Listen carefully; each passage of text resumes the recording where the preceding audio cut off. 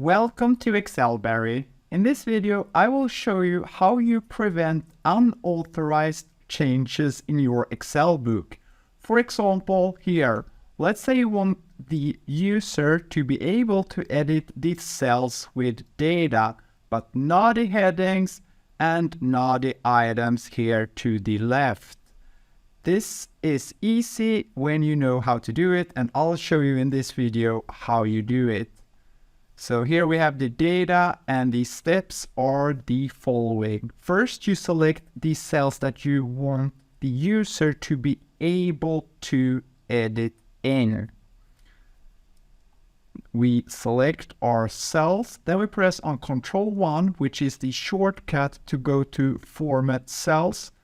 That's also possible to go to if you right click and here in the bottom, Format Cells. Then this box will appear and you have the tab protection.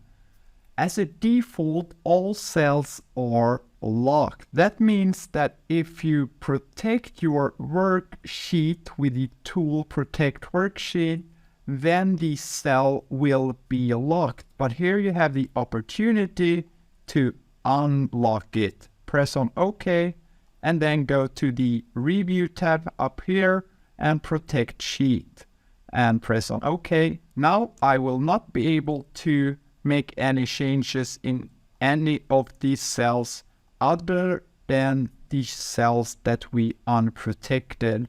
So we can make changes here, for example, but we can't make changes anywhere else.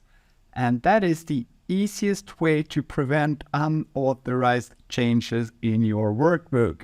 Hopefully you learned what you came here for. Like to support them and subscribe to my channel if you want to learn even more in Excel, and consider going my Excel online course on excelberry.com. Thank you.